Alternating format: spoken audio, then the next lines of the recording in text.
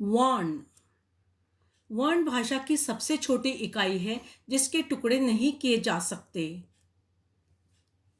किसी भाषा में प्रयुक्त होने वाली ध्वनियां और उन्हें व्यक्त करने वाले वर्णों का क्रमबद्ध समूह वर्णमाला कहलाता है। वर्णमाला में क वर्ग, च वर्ग, ट वर्ग, त वर्ग और प वर्ग के ये सभी व्यंजन देखने को मिलते हैं। जो प वर्ग तक के जितने भी व्यंजन हैं ये स्पर्श व्यंजन कहलाते हैं। य, र, ल व अंतस्थ व्यंजन कहे जाते हैं। इनकी संख्या 4 है।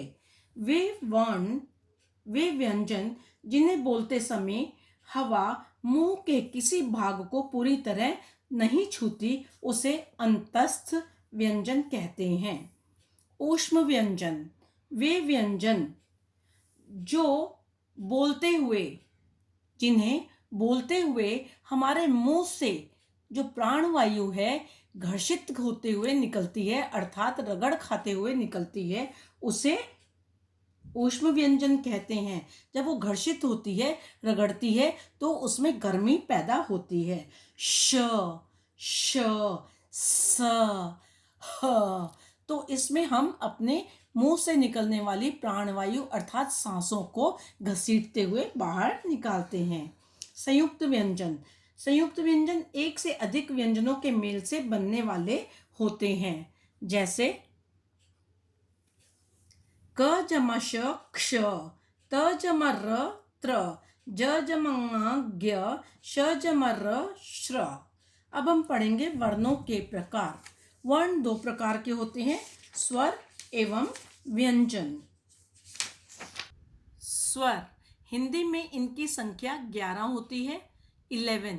इनकी सबसे बड़ी विशेषता यह है कि इनका उच्चारण बिना किसी अन्य वर्ण की सहायता से किया जाता है।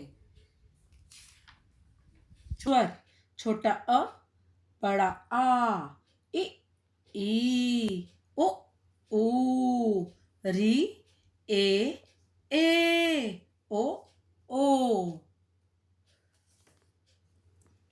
व्यंजन हिंदी में इनकी संख्या 33 होती है। इनका उच्चारण करने के लिए स्वरों की सहायता लेनी पड़ती है। इसके अतिरिक्त 4 संयुक्त व्यंजन भी होते हैं। अब जैसे हम कहते हैं क, ख, ग, तो क जमा अ, तो इसमें हमने स्वर की सहायता ली है। जब हम क के नीचे हलंत लगा देते हैं तो वह शुद्ध व्यंजन कहलाता है। 2 या अधिक व्यंजनों के मेल को संयुक्त व्यंजन कहते हैं। क जमा श जमा अ बराबर क्ष, त जमा र जमा अ बराबर त्र, ज जमा ङ जमा अ बराबर ज्ञ, श जमा र जमा अ बराबर श्र। संयुक्त व्यंजन र या रेफ के प्रयोग अलग अलग रूपों में होते हैं। शर्म श जमा अ जमा र जमा म जमा अ। जब शर्म र ऊपर प्रयोग किया जाता है किसी शब्द के तो श पूरा कहलाता है और र आधा आता है। ठीक इस प्रकार कर्म में हम देखेंगे क जमा अ, क तो पूरा है और र हमारा आधा है। जो र रेफ है ऊपर लगने वाला वह आधे में बदल जाता है। र पदेन र जो पद के नीचे अर्थात व्यंजन के नीचे लगता है एक स्लैंटिंग लाइन की तरह, उसे र कहते हैं। क्रम क जमा र जमा अ जमा म जमा अ। क्रम में जब नीचे का जो र पदेन पर लगता है वो पूरा र कहलाता है और क उसमें उससे पहले का जो व्यंजन होता है वो आधा हो जाता है। ड व ट जैसे व्यंजनों में पदेन र का प्रयोग लगाकर किया जाता है। राष्ट्र ट्र ना तो ये पदेन टेढ़ा जाता है ना ऊपर लगता है, बल्कि ट के नीचे र की मात्रा दी जाती है, जैसा कि आप देख रहे हैं। वर्ण विच्छेद शब्दों के स्वरों एवं व्यंजनों को अलग अलग करना वर्ण विच्छेद कहलाता है।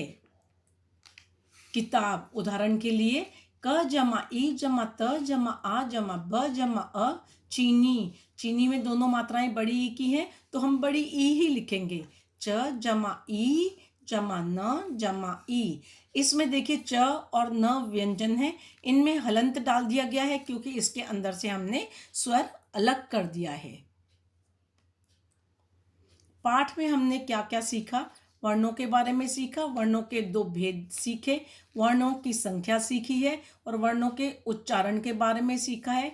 व्यंजन कितने होते हैं, उच्चारण करने के लिए स्वरों की सहायता ली जाती है और स्पर्श व्यंजन 25 होते हैं। अनुस्वार और अनुनासिक और अयोगवाह भी इनको कहते हैं, जैसे बंद, बांध, र और रेफ